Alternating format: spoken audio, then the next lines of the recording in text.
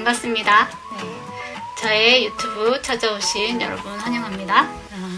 제가 원래는 이 브이로그만 올리다가 고민 끝에 또 여러분과 함께 소통하는 가운데 제가 알고 있는 것들 또 함께 나누면 좋겠다 싶은 성경 내용들을 하나씩 조금씩 이것도 같이 나눠보면 어떨까 싶어서 오늘은 브이로그 말고 이렇게 성경 이야기를 준비했습니다.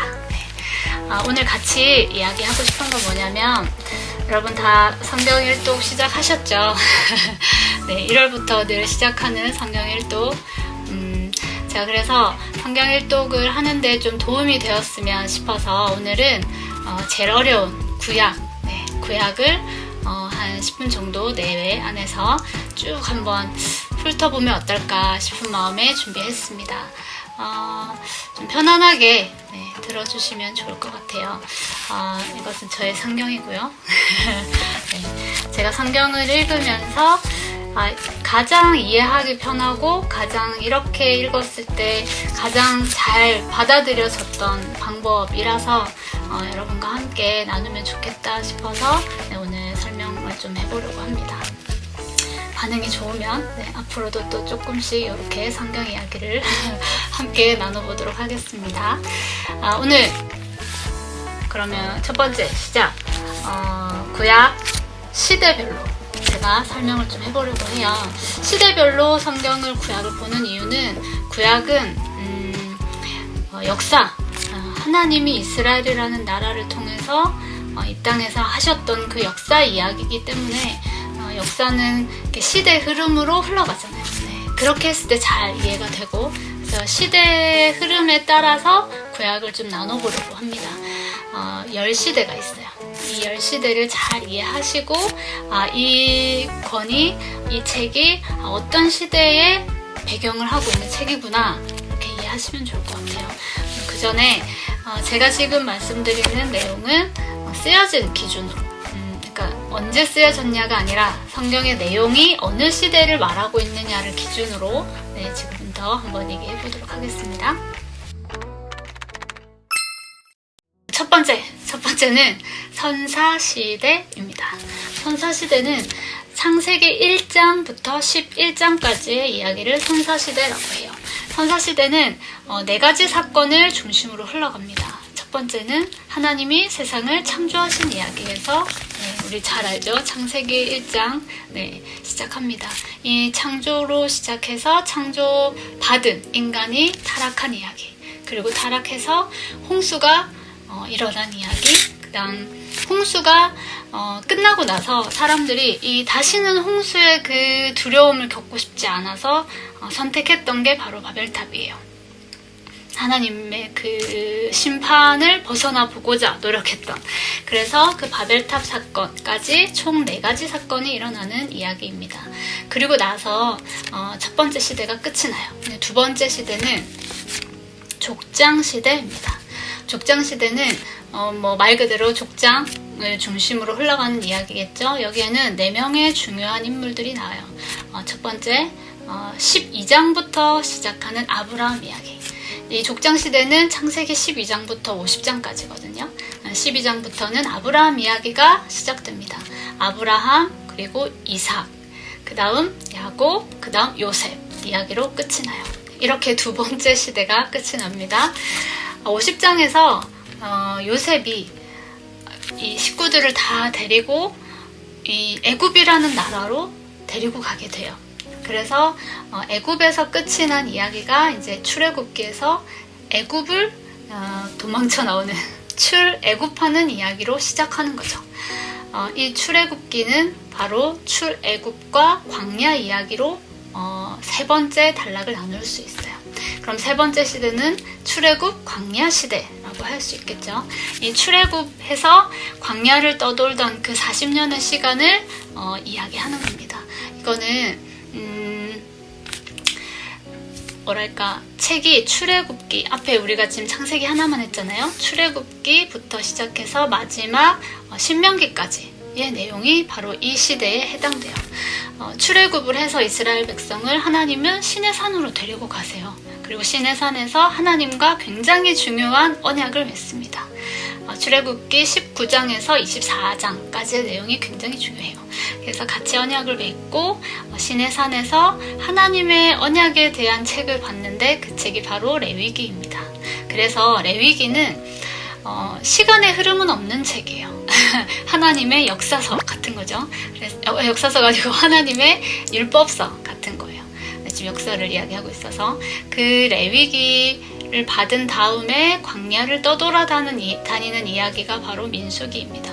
그리고 이 민수기가 끝날 즈음 이 모세가 죽을 때 그 모압 평지라는 그 가나안 땅 바로 맞은편에서 이스라엘 백성들에게 마지막으로 했던 그 고별 설교 같은 내용이 바로 신명기입니다.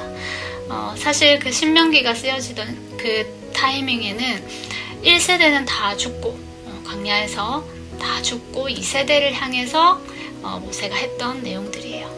그렇게 모세 오경이 끝이 났어요. 그 다음에 이제 광야 시대를 끝나고 나면 뭘 해야 됩니까? 가나안을 정복해야죠. 네, 이 네 번째 시기가 가나안 정복 시대입니다. 네, 이 가나안 정복하는 내용은 잘 아시다시피 여호수아 내용이겠죠. 여호수아 시대에 가나안을 정복하고 나면 이제 그 다음 다섯 번째 사사시대가 열립니다. 사사시대는 하나님이 왕이신데 하나님이 왕이신 줄 모르는 시대라고 생각하면 돼요. 사실상 하나님이 사사를 세우셨지만 그 나라 이스라엘이라는 나라의 왕은 하나님이신데 이들이 하나님을 왕으로 인정하는 삶을 살지 못했던 시대. 그때에 이스라엘의 왕이 없으므로 마음대로 소견에 오른 대로 행했다라는 표현이 핵심입니다. 사사기에. 네. 그리고 그 사사기 내용을 읽으실 때 함께 부록처럼 읽으면 좋은 책이 뭐냐면 룻기예요. 룻기가 바로 이 사사시대를 배경으로 한 책입니다. 그리고 제가 아까 첫 번째 선사시대 이야기를 했잖아요. 선사시대를 배경으로 한 이 룻기와 같은 또 한 권의 책이 있는데 그것이 바로 욥기예요. 욥기는 선사시대를 배경으로 하고 있다는 거 아시고 읽으면 좋을 것 같습니다. 네, 이렇게 사사시대가 끝이 나고 그 다음 시대가 언제냐면 이 사사시대를 지나면서 사람들이 우리도 다른 나라들처럼 왕이 있었으면 좋겠다 하는 마음이 생기기 시작했습니다. 우리도 우리를 다스리는 왕을 세워주십시오라고 이 마지막 사사였던 사무엘에게 요구를 해요. 그래서 왕을 세우는 왕권 시대가 시작돼요. 그런데 이 왕권 시대는 두 가지로 나뉘는데 하나는 단일 왕국, 두 번째는 분열 왕국으로 나뉘게 됩니다.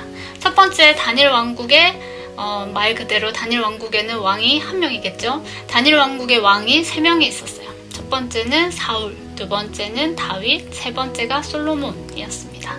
그때에 쓰여진 이 내용을 담고 있는 책들이 사무엘 상하, 그리고 열왕기상, 역대상 내용이에요.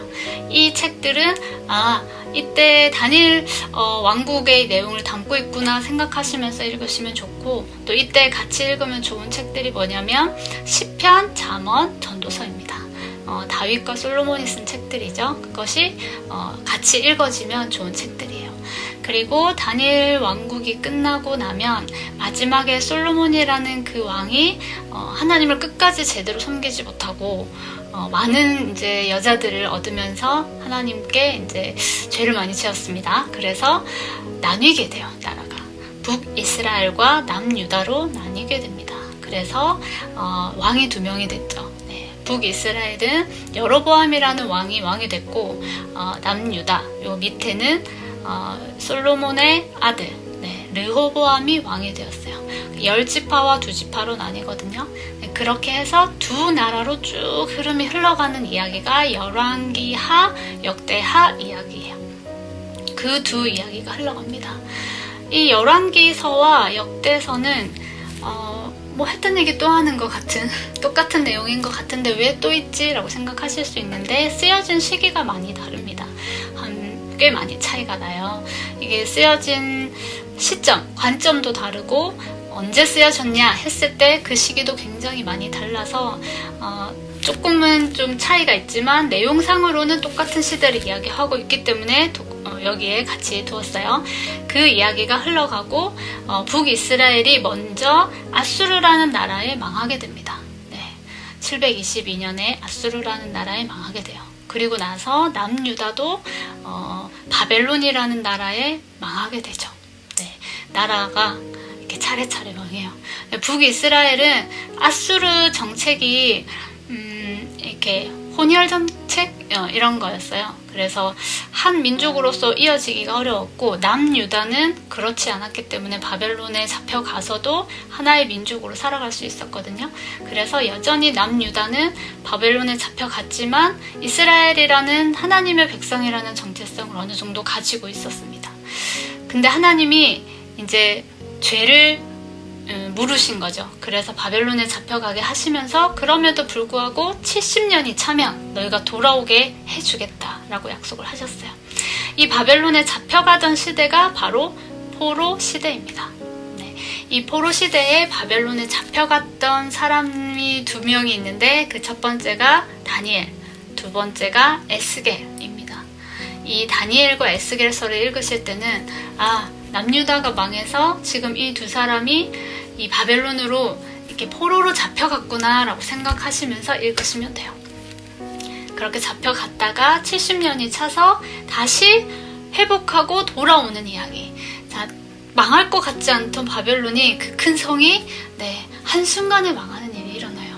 메데바사라는 나라에 망했는데 그 유명한 고레스라는 왕이 고레스 칙령을 내립니다. 회유 정책을 한 거죠. 다시 너희의 나라에 돌아가서 너희의 신을 섬겨도 된다라고 했던 정책을 폈어요.